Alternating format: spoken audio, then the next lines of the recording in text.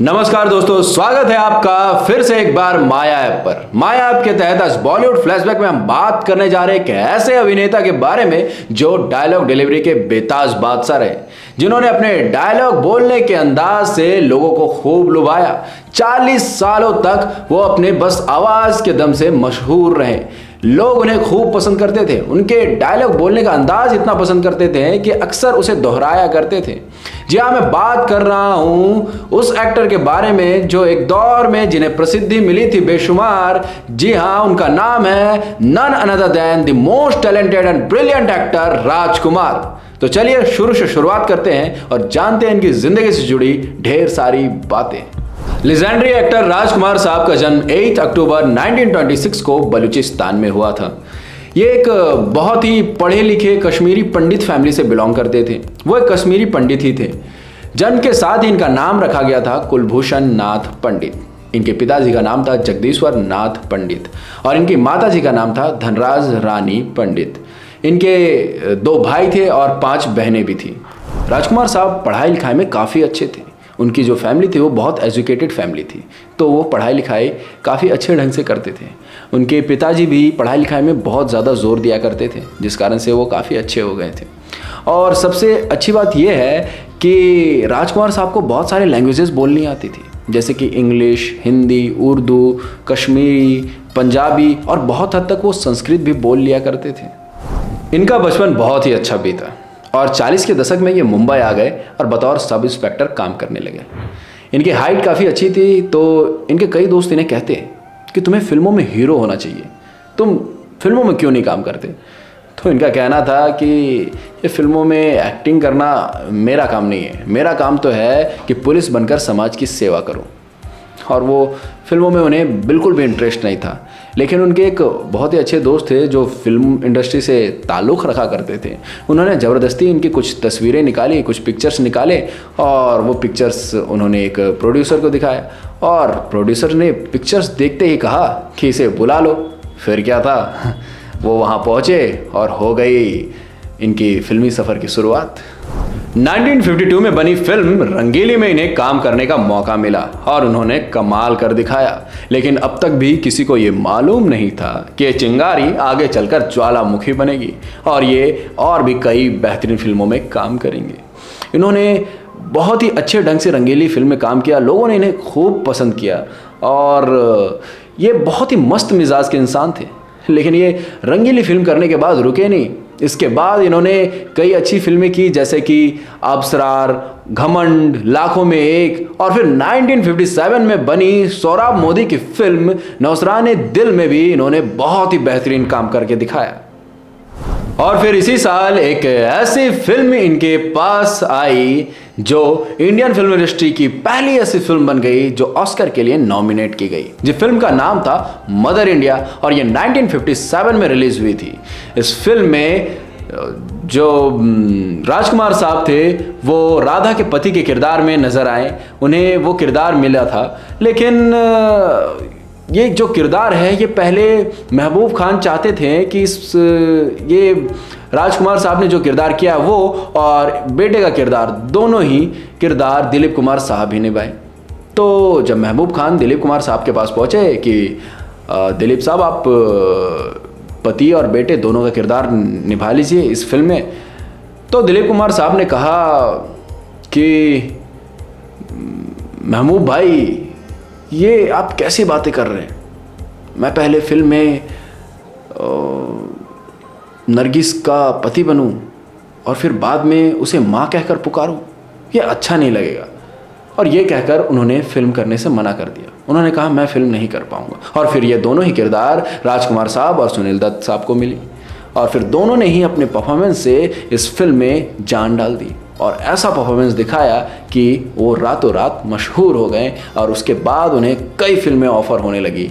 और इस तरह से ये फिल्म जब बन के रिलीज़ हुई तो ये ऑस्कर के लिए नॉमिनेट होने वाली पहली फिल्म भी बनी।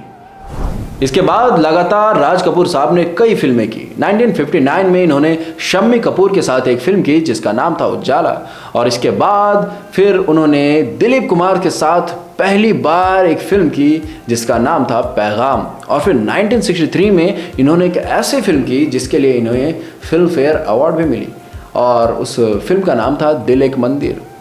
इन्होंने लगातार एक के बाद एक कई बेहतरीन फिल्में की, जैसे कि दिल अपना और प्रीत पराई, घराना, गोदान, दूज का चांद। ये सब फिल्में करने के बाद ये एक अलग ही ऊंचाई पर आ गए। इन सब फिल्मों ने इन्हें एक अलग ही दायरे पर ले आया, एक अलग ही जगह दिलाई फिल्म इंडस्ट्री में। और फिर 1965 में आई चोपड़ा साहब की फिल्म वक्त में काम करने के बाद राजकुमार साहब का वक्त ही बदल गया। इनके करोड़ों फैंस बन गए, इनके बहुत सारे पोस्टर्स लगने लगे, बैनर्स लगने लगे, लोग खूब पसंद करने लगे, इनके लंबी लंबी लाइनें लगने लगी सिर्फ राजकुमार साहब की एक झलक पाने के लिए। लेकिन फिर भी राजकुमार साहब ने अपने कैरेक्टर्स को कभी सीमित नहीं रखा। उन्होंने अलग अलग तरह के एक्सपेरिमेंट किए, जैसे मेरे हुजूर, नीलकमल, ऐसी और भी कई बेहतरीन फिल्में की। और फिर आई वो फिल्म जिन्होंने इन्हें और प्रसिद्धि दिला दी। उस फिल्म का नाम था पाकीज़ा, जो कि 1972 में रिलीज़ हुई, और इस फिल्म के रिलीज़ होने के साथ ही लोगों ने इन्हें खूब प्यार दिया, खूब सपोर्ट किया। और फिर ऐसे ही कुछ समय तक चलता रहा, लेकिन कुछ समय बाद इनकी कुछ फिल्में फ्लॉप होने लगी, और फ्लॉप होने के बाद इन्होंने फिर सपोर्टिंग एक्टर्स के तौर पे काम करना शुरू कर दिया। और फिर 1991 में सुभाष घई साहब ने सौदागर फिल्म बनाने की सोची, और उन्होंने सोचा कि इस फिल्म में दिलीप कुमार और राजकुमार को एक साथ एक पर्दे पर लाया जाए। वो पहले दिलीप कुमार साहब के पास गए और उन्होंने सौदागर की स्टोरी उसे सुनाई। उन्होंने पूरी स्टोरी सुनी और उन्हें स्टोरी बहुत पसंद आई। फिर उन्होंने सुभाष घई से पूछा कि अच्छा, इस फिल्म में दोस्त का किरदार कौन कर रहा है। सुभाष घई साहब थोड़े चुप से हो गए और धीरे से बोले राजकुमार, और वो गाड़ी में बैठकर तुरंत निकल गए। दिलीप कुमार साहब सुन के चुप रह गए, वो कुछ कह नहीं पाए। दरअसल बात यह है कि दिलीप कुमार और राजकुमार की 36 साल पुरानी दुश्मनी थी। दुश्मनी का कारण यह था कि 1958 में बनी फिल्म पैगाम में ये दोनों साथ में काम कर रहे थे। दोनों ही एक दूसरे के भाई के किरदार में थे। राजकुमार साहब बड़े भाई के किरदार में थे और दिलीप साहब छोटे भाई के किरदार में। तो इस फिल्म में एक सीन ऐसा था कि जिसमें राजकुमार साहब दिलीप साहब को थप्पड़ मारते हैं, और इस सीन में राजकुमार साहब ने ज़ोर का थप्पड़ लगा दिया दिलीप साहब को, और दिलीप साहब को ऐसा लगा कि उन्होंने जानबूझकर मुझे थप्पड़ मारा है, और ये बात उनके मन में रह गई, और बस इसी बात से दोनों के बीच जो दरारें थी वो बढ़ने लगी और दोनों के बीच बातचीत बंद हो गई थी। और इस कारण से उन्होंने 36 साल तक आपस में कभी बात नहीं किया। इस वजह से सुभाष घई साहब थोड़े सोच में पड़ गए कि इन दोनों में बातचीत नहीं होती, अब ये फिल्म बनाए तो बनाए कैसे, दोनों को एक साथ पर्दे पर लाए कैसे। ये स्टोरी उन्होंने दिलीप साहब को तो सुना दी थी। अब वो पहुँचे राजकुमार साहब के पास। राजकुमार साहब से कहा कि एक स्टोरी है सौदागर, जो जिसमें मैं चाहता हूँ कि आप एक किरदार करें। उन्होंने राजकुमार साहब ने स्टोरी सुनी, और पूरी स्टोरी सुनने के बाद उन्होंने फिर पूछा कि अच्छा, इसमें दोस्त का किरदार कौन कर रहा है। तो सुभाष घई साहब कहें कि दिलीप साहब कर रहे हैं। तो राजकुमार साहब ने तुरंत कहा, जानी, मैं अपने बाद इस दुनिया में किसी को अच्छा एक्टर मानता हूँ तो वो दिलीप है। उसका अभिनय बहुत अच्छा है, मुझे वो बहुत पसंद है। बस फिर क्या था, उन्होंने सुभाष घई साहब ने समझ गए कि दोनों साथ में काम कर सकते हैं, और फिर उन्होंने आगे बढ़े और फिल्म बनाने की तैयारी शुरू कर दी। और फिर फिल्म बन करके आई। फिल्म बहुत ही बेहतरीन बनी थी और बहुत ही मज़ेदार। दोनों के परफॉर्मेंस जो थे बहुत ही मज़ेदार थे, बहुत ही अच्छे थे। ऑडियंस ने उन्हें खूब प्यार दिया, उस फिल्म को बहुत सपोर्ट किया, और वो फिल्म लोगों के सामने जब आई तो सब खुश हो गए। अब बात करें राजकुमार साहब के लव अफेयर्स के बारे में, तो इस कड़ी में सबसे पहला नाम आता है हेमा मालिनी का। 1971 में बनी फिल्म लाल पत्थर में ये दोनों साथ में एक पर्दे पर नजर आए। इस फिल्म में सबसे पहले हीरोइन के रूप में जिसे कास्ट किया गया था वो थी वैजंती माला। लेकिन राजकुमार साहब शुरू से यही चाहते थे कि इस फिल्म में हीरोइन हेमा मालिनी हो, इसलिए उन्होंने डायरेक्टर को जाकर के कहा कि प्लीज़ आप इस फिल्म में हेमा मालिनी को ही एज अ हीरोइन कास्ट करें।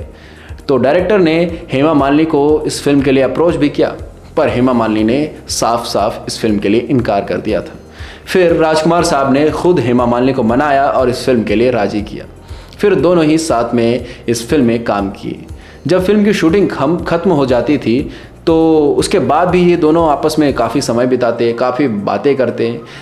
इस फिल्म के शूटिंग के दौरान ही राजकुमार साहब को हेमा मालिनी बेहद पसंद आने लगी, उन्हें बहुत पसंद करने लगे थे और हेमा मालिनी को भी राजकुमार साहब का अंदाज़ पसंद था। जब इस फिल्म की पूरी शूटिंग कंप्लीट हो गई तो फिर आखिर में राजकुमार साहब ने हेमा मालिनी को प्रपोज कर दिया, लेकिन हेमा मालिनी ने साफ साफ राजकुमार साहब को इनकार कर दिया। हेमा मालिनी से ना सुनने के बाद राजकुमार साहब को बहुत दुख हुआ। उन दिनों बॉलीवुड में मीना कुमारी के चाहने वाले भी बहुत थे। इस कड़ी में राजकुमार साहब का भी नाम जुड़ा। उन दिनों राजकुमार साहब और मीना कुमारी एक ही फिल्म पाकीज़ा में साथ काम कर रहे थे। राजकुमार साहब मीना कुमारी के खूबसूरती के इस कदर दीवाने थे कि कई बार उन्हें देखते ही वो डायलॉग भूल जाते थे और कई बार डायरेक्टर ने और मीना कुमारी के हस्बैंड कमल अमरोही ने भी राजकुमार साहब को मीना कुमारी को निहारते हुए देखा था, जिस वजह से वो दोनों काफ़ी चिढ़े हुए थे। ये फिल्म जब कंप्लीट हुई, बनकर तैयार हो गई, उसके बाद डायरेक्टर ने भी कसम खा ली कि राजकुमार साहब को दोबारा किसी फिल्म में कास्ट नहीं करूँगा और कमल अमरोही ने भी अपनी कमर कस ली। इसी के साथ मीना कुमारी और राजकुमार साहब की भी कोई बात बन नहीं पाई। इसके बाद राजकुमार साहब ने जेनिफर से शादी कर ली। राजकुमार साहब और जेनिफर के मिलने का किस्सा भी बहुत ही अलग है। एक बार की बात है, राजकुमार साहब फ्लाइट से ट्रैवल कर रहे थे। इसी दौरान उनकी मुलाकात एक एयर होस्टेस से हुई जिनका नाम जेनिफर था।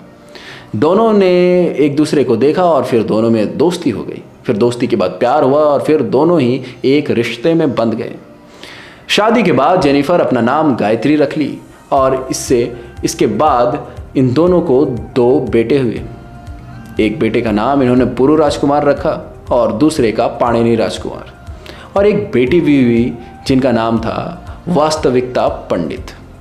राजकुमार साहब कहते थे कि उनकी कई सारी गर्लफ्रेंड रह चुकी थी, लेकिन उन्होंने कभी किसी को आई लव यू नहीं कहा और ना ही कभी किसी को घुटने पर बैठकर प्रपोज किया। यहाँ तक कि कभी भी फिल्मों में भी उन्होंने इसकी एक्टिंग नहीं की। उनका मानना था कि आई लव यू कहना मतलब फ़ायदा उठाना। सच्चा प्यार कभी भी इन सब चीज़ों की मोहताज नहीं होती। तो चलिए अब बात करते हैं राजकुमार साहब के द्वारा की गई फिल्मों की फहरिस्त के बारे में। तो इस कड़ी में जो सबसे पहला नाम आता है वो है मदर इंडिया का, जो कि 1957 में रिलीज हुई। ये ऑल टाइम ब्लॉकबस्टर रही। फिर आई पैगाम, जो कि 1959 में रिलीज हुई और ये सुपर हिट रही। फिर आई दिल अपना और प्रीत पराई, जो 1960 में रिलीज हुई और ये हिट रही। फिर आई घराना, जो कि 1961 में रिलीज हुई और ये भी हिट रही। फिर आई दिल एक मंदिर, जो 1963 में रिलीज हुई और ये सुपर हिट रही। फिर आई वक्त, जो 1965 में रिलीज हुई और ये ब्लॉकबस्टर रही। फिर आई हमराज, जो 1967 में रिलीज हुई और ये सुपर हिट रही। फिर आई पाकीज़ा, जो 1972 में रिलीज हुई और ये भी सुपर हिट रही। फिर आई राज तिलक, जो 1984 में रिलीज हुई और ये भी सुपर हिट रही। फिर आई इतिहास, जो 1987 में रिलीज हुई और ये डिजास्टर रही। फिर आई महावीर, जो 1988 में रिलीज हुई और ये भी डिजास्टर रही। फिर आई सौदागर, जो 1991 में रिलीज हुई और ये सुपर हिट रही। फिर आई तिरंगा, जो कि 1993 में रिलीज हुई और ये भी हिट रही। ऐसे ही और भी कई बेहतरीन फिल्में राजकुमार साहब ने अपने फिल्मी करियर के दौरान किए, जिसे हम आज भी देखते हैं तो खुद को तारीफ करने से रोक नहीं पाते हैं। तो चलिए अगली बार मिलते हैं किसी नए टॉपिक के साथ। बॉलीवुड फ्लैशबैक में बात करेंगे किसी नए शख्सियत के बारे में, जानेंगे उनकी ज़िंदगी से जुड़ी ढेर सारी बातें।